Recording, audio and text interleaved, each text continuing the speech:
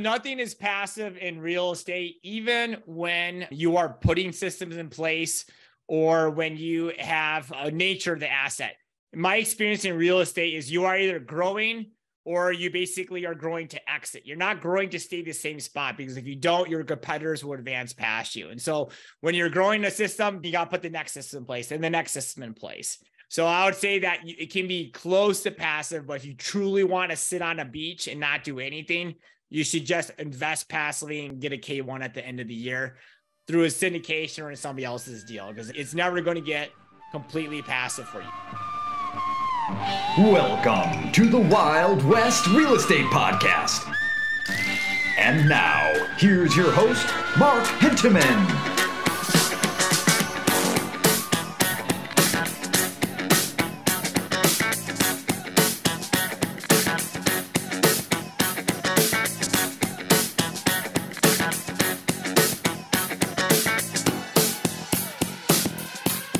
Today's guest is principal at Twin Oaks Capital, a real estate asset management, consulting, and holding company.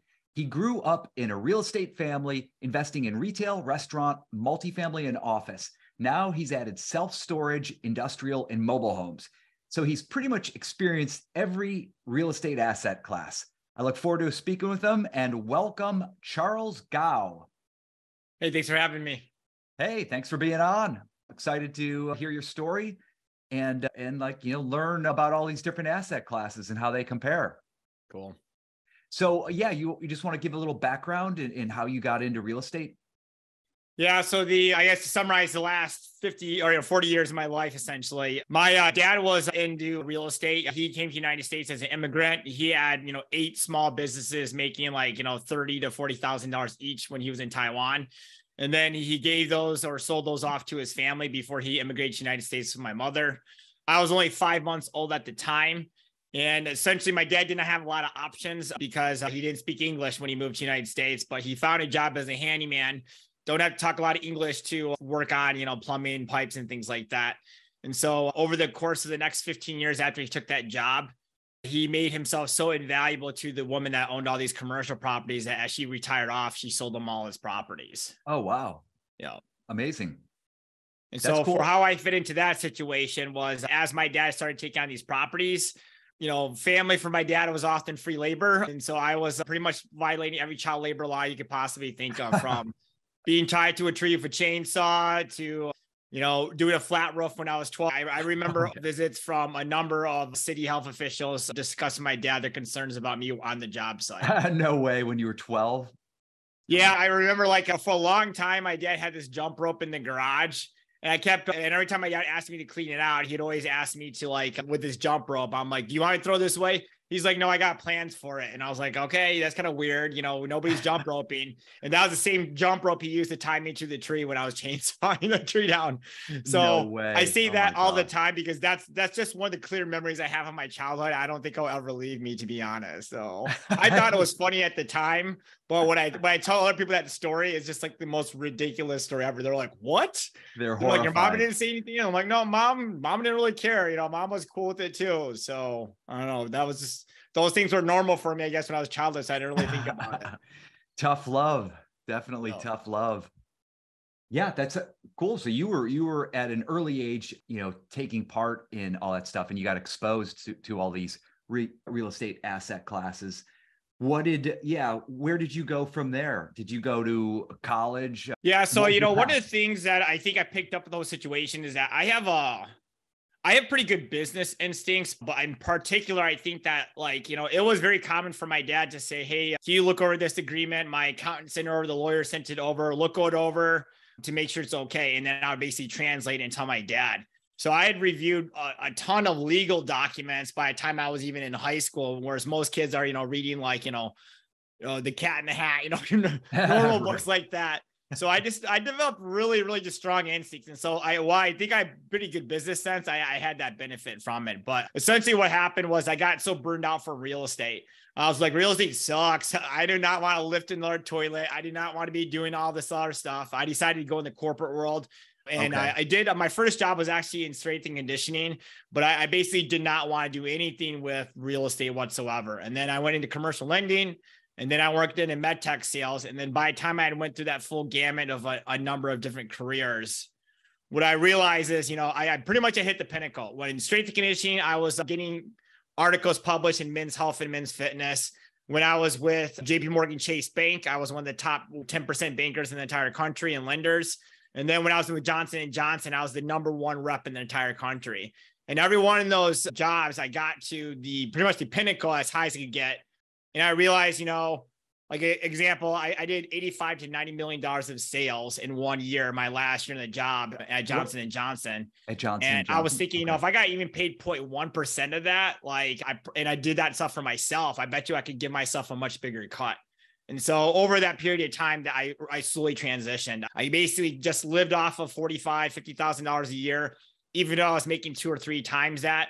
And then everything I made from real estate, I funneled back in, coupled with I was funneling 6 figures of my personal income into my real estate business. And then when I finally quit for good, let me butt in here. So just to go back a bit, rewind. So you were writing for Men's Health magazine and getting stuff published, and you were also at JP Morgan. And you were like in many different industries. It seems. Yeah. Well, whatever industry I chose to get into, I hit the pinnacle. I hit top, whatever award you could win in that industry you don't really get, I guess you do get awards, but writing in Men's Health and Men's Fitness, you actually would think there'd be a lot more cachet that comes with that. But most of the time you're writing for them for free. So that way, then you can say, hey, I have stuff published in Men's Health.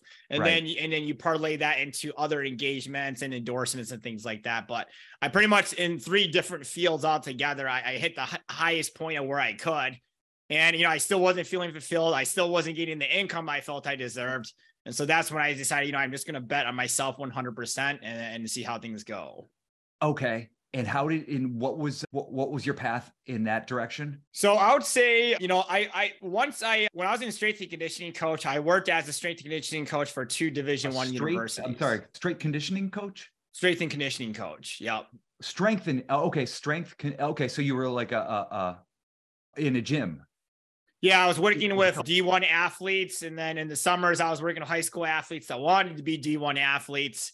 But then also to make even more money on top of that, I also worked in corporate health and fitness. And so during that period of time when I worked in corporate health and fitness, I had some really, really wealthy clients that were also in real estate. And when I started hearing what they were doing, like, oh, you have an integrator, like, well, what's that? Like, oh, I have 5 assistants. So I'm like, wow, you actually have real estate systems in place. This is like what my dad should have been doing the whole time. Yeah. So each time I did that, and that's one of the reasons why I decided to get into banking and finance, because I thought, well, that might be a good transition for me to get into real estate. Because honestly, when I was telling people that, hey, I'm a strength and conditioning coach that also happens to do real estate, people are kind of like, well, how did those 2 go in place? So I thought at the time, well, maybe if I say, hey, I'm a commercial lender and I do real estate, that might be a better combination. Which I don't necessarily agree that was necessarily the best choice, to be honest. But then from there, I say, you know what?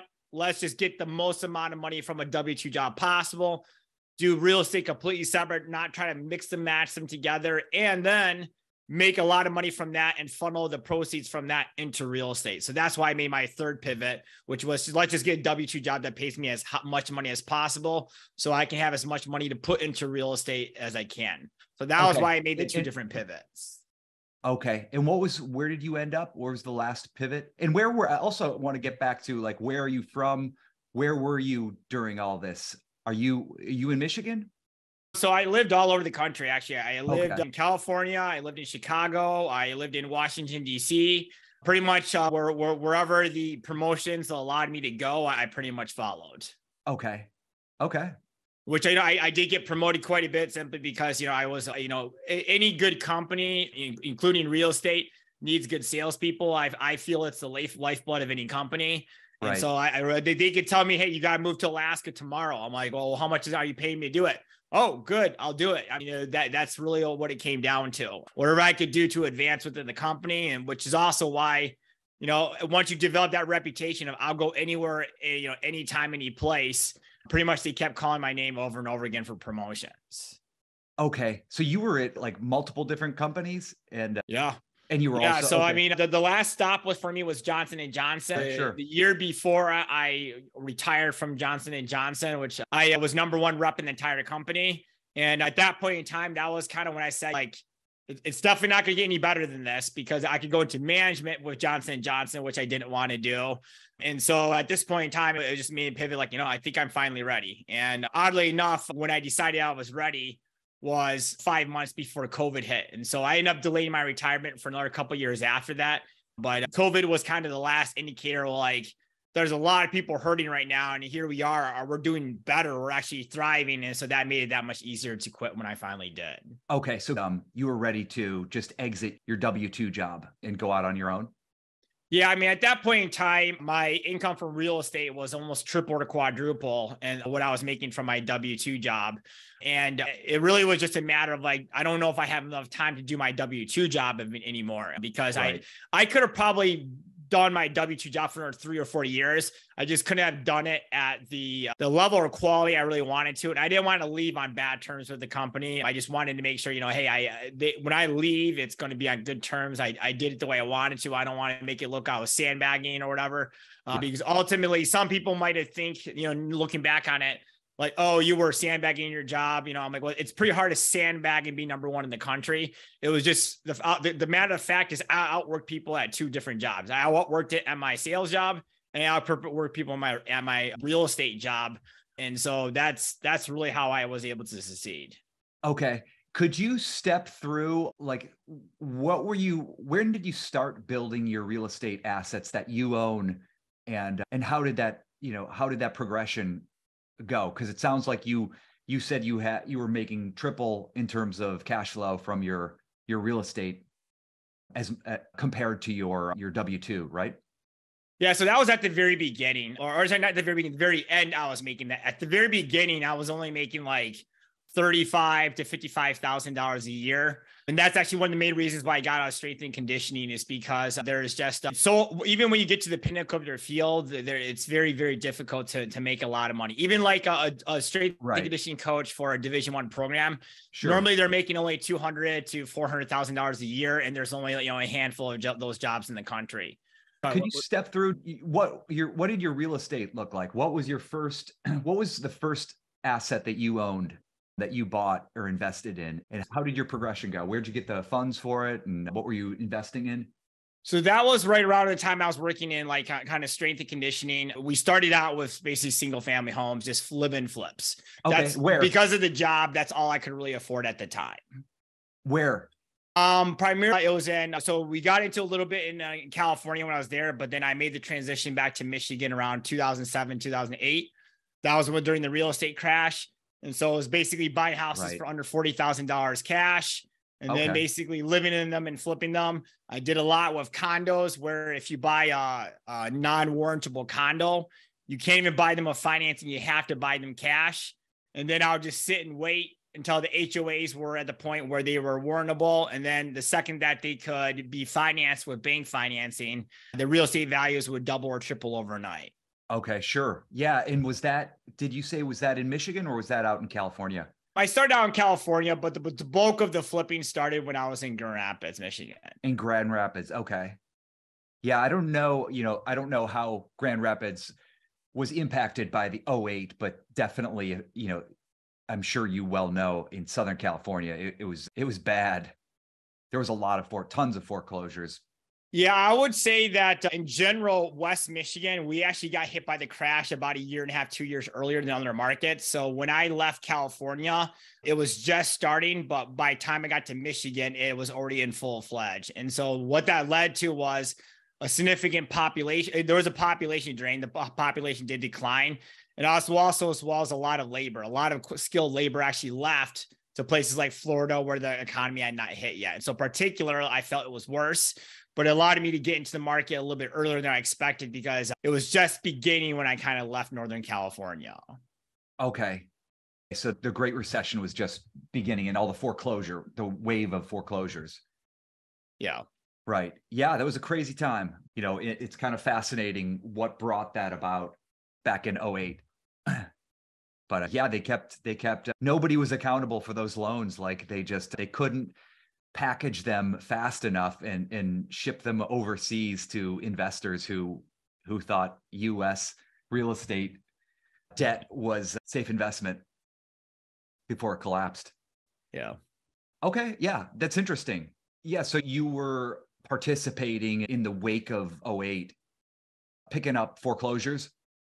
Yeah, I mean, the market was so bad at the time. I could get a 3-bedroom, 1-bath house for a home built in the 1950s or 70s for under $40,000. One of the first properties I bought was actually a condo where I bought it for, I think, $36,000.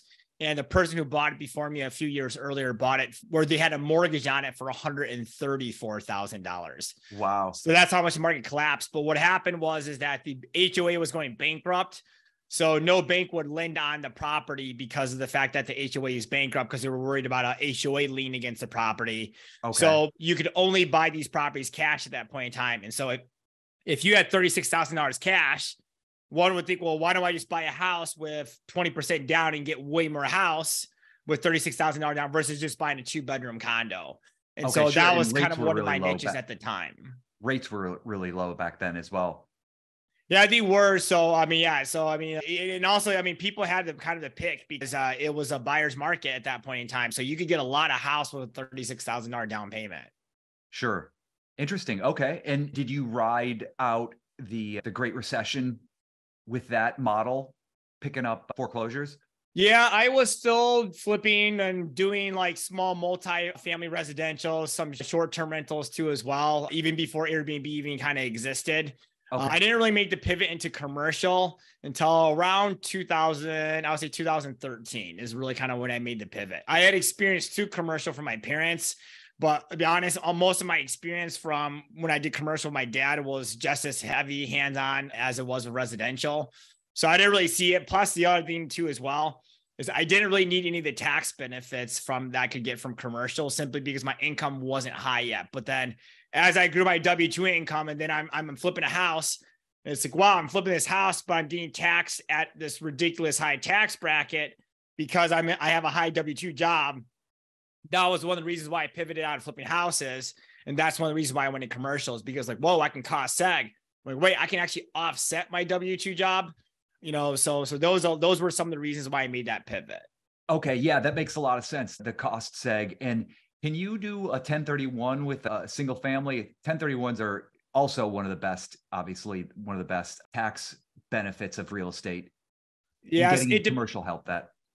It really depends on kind of the tolerance of your CPA, but properties held for trading purposes, which flipping technically is considered trading, typically are not meant to be 1031. Now, I still people will do it and without hold up after audit. I don't know, but a lot of people think it's the 1-year rule. My CPA personally doesn't think it's that. I would say most CPAs I've talked with, including mine, are whether you actually generated passive income from the property. So if I rented it out for 4 months and then I try to 1031 it, that would probably be the litmus test on whether I could 1031 that property. And so we actually did do that with some of our properties where in Michigan, in particular, these winter climates, putting a property on November, December is not as good of a time to do it until June or July. And when I started getting a hit of a higher tax bracket, what we started doing is if it took me 6 or 7 months to do a flip, we would stage the house. I would short-term rental it on Airbnb or whatnot, and get some passive income off of it. So then I could 1031 if I needed to. But then on top of that, if I held it a year, now I have a different tax treatment from there. So that was actually one of the reasons why we started doing some of that short-term rental and some of the long-term is because it gave me more flexibility. What I wanted to do on the back end. Interesting. And then you said you started to get more into the commercial area in 2013, 2012? Yeah, I mean, we were buying small multifamily properties too as well. And then also because I was still doing a lot of stuff. I pretty much was doing whatever I could to find money. So on the weekends, I would do flooring for other people. And then from doing flooring jobs, sometimes you'd hear about really nasty houses and then we'd buy a house through that too as well. So really we were doing anything real estate that we could just to get networking in the game. So whether that was contracting, whether that was managing for others, we pretty much kind of did everything, which, I would say looking back on it, there's a lot of credibility from being the guy that has done all those things. But I look back on what I could have done. At one point I was managing like 40 to 60 properties while trying to grow my rental portfolio. And I look back and I'm like, man, I should have just grown my portfolio instead of trying to save $25,000 a year in property management fees, because by trying to grow two companies, I probably did an average job at both when I could have just done an amazing job at one. Right. So that was kind of one of the things I look back at. I wish I would have done differently. Okay. Yeah. Property management is a bear. You were tackling that along with the investment aspect of it. What did you do coming out of the Great Recession as the market started to normalize? I know there was a lot of great opportunities there. I was, buying in those early years after the recession. So when I made that transition, the first transition I made into was multifamily. That was an easy transition because I had already done stuff with single family. So obviously you're still dealing with renters, right? And so what we found is that we could source. So everybody who sources off-market deals, they typically are going through mailers and national data. But what I found in West Michigan is we have some local data that is very, very specific to West Michigan. And so I found qualified leads through these back channels that were not available on a national basis. So a lot of people will use like Reonomy or CoStar or whatever, all these platforms that source national databases to give you data for finding off-market sellers and whatnot. Right. We were actually sourcing very specific local software that was available only in West Michigan. Oh, wow. And that's how we grew our multifamily market. And then was it proprietary? Did you guys come up with that software? I don't mind disclosing it because I don't really do it anymore. And I know others do it, but in West Michigan, it is public record to look up expiring rental certifications. Okay. And so everybody likes to source the high equity list, the out of state owner, all those kind of leads. Yep. We found that if we source expiring rental certification leads that were they had been 6-year certifications, but they were about 1 year to 9 months away from having to do a recertification. We found a lot of times that they're also very motivated as well. So we took that and we cross-referenced it with the data that everybody uses nationally, stacked them on top of each other, and they met both metrics. We found that they wanted to sell almost every single time, or were willing to, because what we found is that if they had gone 6 years since their last certification, they had to do a recertification, chances are they're going to have to put a lot of money and capital into getting it recertified. And so if we combine that where they're over 55, they have Iowa equity, and they're out of state, if we combine all four of those metrics together, we found that they were extremely, extremely motivated to sell. Wow. So once we combine those metrics, that's how we grew. We grew incredibly fast. We 10x in multifamily, which allowed us to really grow in other areas too as well by applying a similar business model. Okay. And when you say you say you're in West Michigan, where is West Michigan? Detroit? Where like? It's the Grand Rapids Metropolitan Statistical Grand Rapids. Area. Okay. So second largest city in Michigan. Okay. Got it. All right. So that's a good market in terms of a lot of inventory there. Yeah, I mean, there was a number of years where we were rated the best market to invest in by Forbes and Fortune 500 companies. I mean, 20 years ago, I never saw out-of-state corporations. Now I'll see companies from India and China. I mean, it's crazy how much investment we've had from other states and other countries now in this market. Makes sense. So you've been focusing on, so you went from single family to multifamily. Have you been actively investing in other asset classes as well, or passively? Yeah. So right now I would say what I'm most known for is self-storage. I just spoke at the Worldwide Expo for ISS. So inside self-storage, I can sell over 100 hours a year for new build self-storage construction. That's kind of my bread and butter, or what I'm most known for. And then we've built and planned over 3 million square feet throughout North America. So wow, okay. One of the reasons why we got there was because the self-storage, or sorry, the multifamily side was growing so fast that we were doing a heavy amount of brokerage on the multifamily. And so in an effort to not compete against our own clients for multifamily properties, we decided to pivot to another asset class. And since we pivoted from that to self-storage, I found that I've really applied a lot of what I learned in commercial lending to underwrite other asset classes. But in particular, because of COVID, like I'll give you an example. At one point during COVID, we were looking at a package of 5 bowling alleys because a lot of businesses simply just went out of business, or they were considering going out of business because COVID has shut them down, especially in Michigan. We had one of the strictest laws for being open. And so then we started valuing all these opportunities. Like there was one where we looked at them like, wow, this one bowling alley could essentially pay for the rest of the 5. If we were to pay for this pre-COVID, we would have been paying a 5x valuation of what we could pay now. And so that's, I think, what really just exploded our growth in all these different assets, whether it's wedding venues or mobile home parks or whatever, as we just saw all these opportunities arise from COVID, especially with owners that were thinking about retiring in the next 5 and 10 years. Then they were dealing with everything that was going on with COVID and quarantine. And you're like, you know what, let's just go ahead and get out now. And so that's how I've gotten into so many different asset classes in the last 5 years.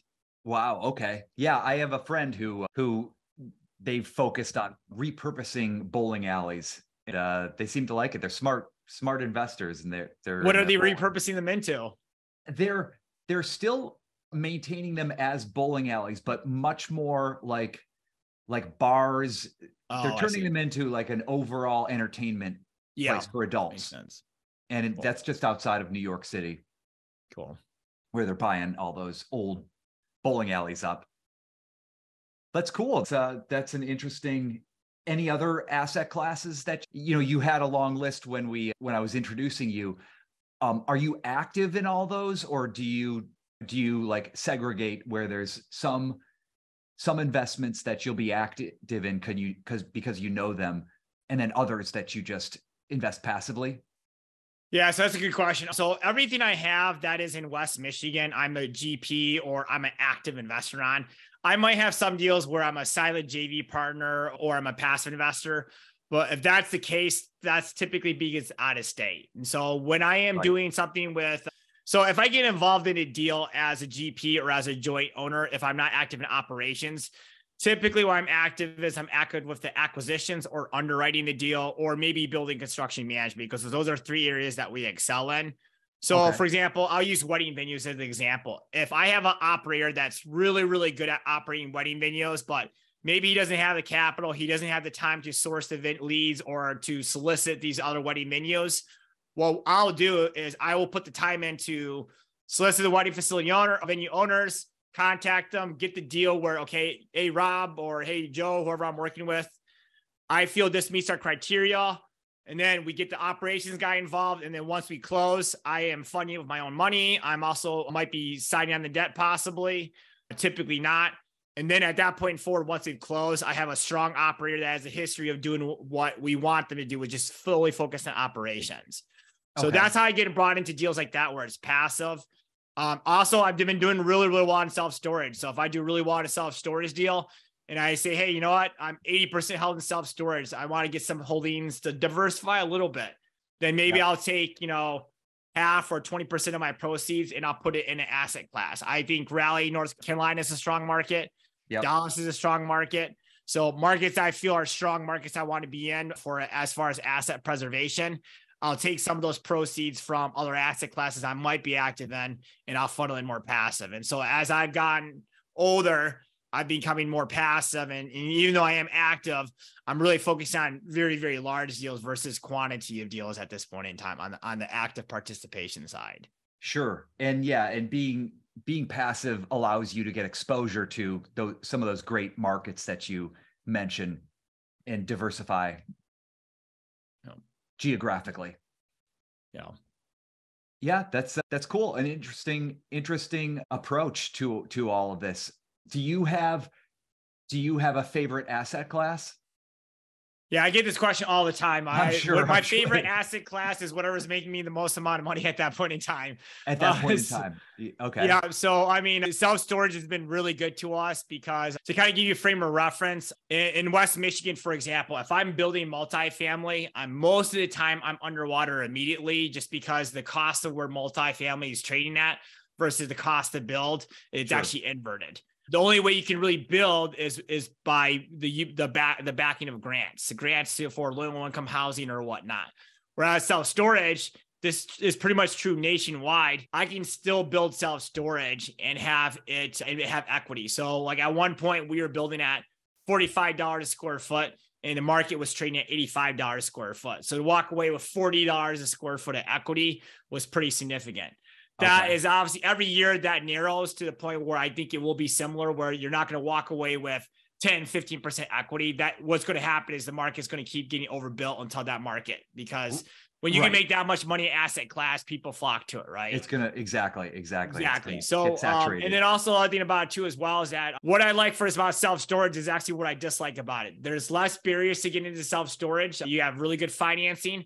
There's fewer moving parts to build. I don't have to worry about a lot of the things I have to worry about multifamily, right? Because when you have people living in your property, there's a whole host of inspections you have to go through. But at the same time, when you have low barriers, it's lower barriers for everybody. So it's also easier to have competition built in your area. So for example, I have, over almost 300 units for multifamily. It's the exact opposite. Very, very high barriers to get into multifamily. If we are able to build multifamily, or when we get into multifamily, I also know that the difficulties getting into it are the same difficulties that a lot of other people have too as well. So that's one reason why I like diversifying. But the one key is that if I'm diversifying into an asset class I don't know a lot about, maybe I know how to underwrite it, but I don't know how to operate it. I'm not the operating it, because I always want an operational efficiency at whatever asset class I'm going to be in. So whatever partner we have managing the asset, they have to be a rock star when it comes to operationals. I'm not going to buy a bowling alley. And this was actually the same reason why we did not buy that group of 5 bowling alleys, is unless I have somebody that can bring a competitive advantage to our team by knowing how to operate that asset class, I generally won't go into anyways. I would rather just broker it out to somebody, make a commission on it that way, or find a different structure. But there's always going to be an operational efficiency or advantage on any asset that I invest in. Sure, that makes sense. Well, great. This has been great. Are you ready for our question round? Yeah. What's the biggest myth you think there is about real estate investing? That it is passive. I would say that. And nothing is passive in real estate, even when you are putting systems in place, or when you have a nature of the asset. Because even when you have systems in place, my experience in real estate is you are either growing or you basically are growing to exit. You're not growing to stay the same spot, because if you don't, your competitors will advance past you. And so when you're growing a system, then you got to put the next system in place and the next system in place. I have properties that are fairly passive in nature, but then at the end of the year, I have a conversation with my bookkeeper. My bookkeeper has to talk to my CPA. We have to move some stuff around to make sure that everything's getting the best tax treatment. Oh, hey, we should get a cost seg on this. We thought we got it. So even when it's positive in nature, at the end of the year, I still have a lot of stuff to tie up to make sure I'm secure on the reporting side. So I would say that it can be close to passive, but if you truly want to sit on a beach and not do anything, you should just invest passively and get a K1 at the end of the year through a syndication or somebody else's deal, because it's never going to get completely passive for you. You might get close, but you're also going to have periods where the majority of the time it's that way for 3 weeks of the month. But then 1 week, something happens, you have a flood or whatever, all of a sudden you got to put in a 40-hour work week. So you can't expect that. Right. And you're the one who's accountable for it. Correct. Is there a tool or app that brings you the most value? Probably pretty easy. I see a lot of people say, but Dropbox for sure. Having access to my files from my phone or pretty much anywhere cloud-based storage, it's a necessity. What was your favorite movie when you were 15? Oh, I should have expected this question from you when I was 15. Oh, maybe The Lion King from Disney. Sure. Yeah, that was a good one. I was pretty closed off. My parents did not let me watch a lot of kids. I know my first movie I ever saw in the movie theaters was Honey, I Shrunk the Kids.